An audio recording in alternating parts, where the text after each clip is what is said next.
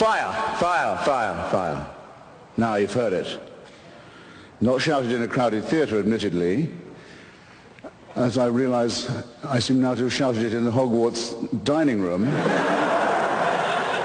But the point is made. Everyone knows the fatuous verdict of the greatly overpraised Justice Oliver Wendell Holmes, who asked for an actual example of when it would be proper to limit speech or define it as an action, gave that of shouting fire in a crowded theatre. It's very often forgotten what he was doing in that case was sending to prison a group of Yiddish-speaking socialists whose literature was printed in a language most Americans couldn't read, opposing President Wilson's participation in the First World War and the dragging of the United States into this sanguinary conflict which the Yiddish-speaking socialists had fled from Russia to escape. In fact, it could be just as plausibly argued that the Yiddish-speaking socialists who were jailed by the excellent and overpraised Judge Oliver Wendell Holmes were the real firefighters, were the ones who were shouting fire when there really was fire in a very crowded theatre indeed. And who is to decide? Well, keep that question, if you would, ladies and gentlemen, brothers and sisters, I hope I may say comrades and friends, before your minds. I exempt myself from the Speaker's kind offer of protection that was so generously proffered at the opening of this evening. Anyone who wants to say anything abusive about or to me is quite free to do so, and welcome, in fact, at their own risk. But before they do that, they must have taken, as I'm sure we all should, a short refresher course in the classic texts on this matter, which are John Milton's Areopagitica being the great hill of Athens for discussion and free expression, Thomas Paine's Introduction to the Age of Reason, and I would say John Stuart Mill's essay on liberty, in which it is variously said, I'll be very daring and summarize all three of these great gentlemen of the great tradition of especially English liberty in one go. What they say is, it's not just the right of the person who speaks to be heard. It is the right of everyone in the audience to listen and to hear.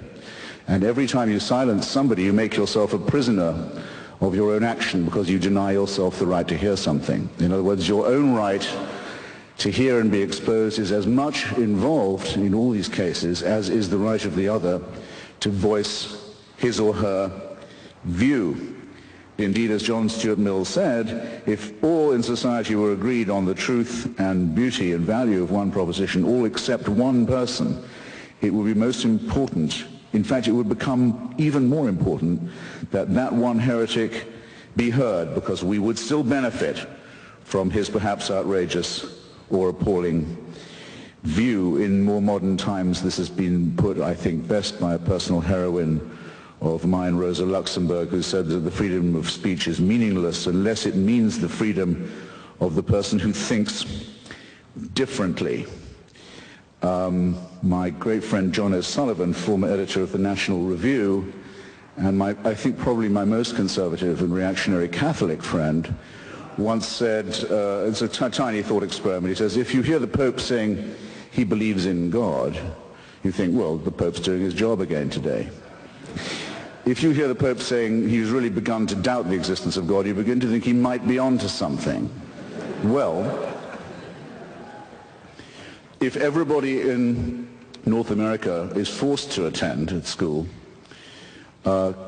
training in sensitivity on Holocaust awareness and is taught to study the final solution, about which nothing was actually done by this country or North America or the United Kingdom while it was going on, but let's say as if in compensation for that everyone's made to swallow an official and unalterable story of it now, and it's taught as the great moral exemplar, the moral equivalent of the morally lacking elements of the Second World War, the way of stilling our uneasy conscience about that combat.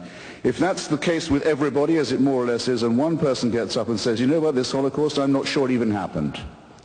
In fact, I'm pretty certain it didn't. Indeed, I begin to wonder if the only thing is that the Jews brought a little bit of violence on themselves. That person doesn't just have a right to speak. That person's right to speak must be given extra protection, because what he has to say must have taken him some effort to come up with. might contain a grain of historical truth, might in any case give people to think about why do they know what they already think they know. How do I know that I know this except that I've always been taught this and never heard anything else? It's always worth establishing first principles. It's always worth saying, what would you do if you met a Flat Earth Society member? Come to think of it, how can I prove the Earth is round?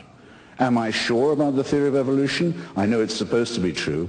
Here's someone who says there's no such thing. It's all intelligent design. How sure am I of my own views?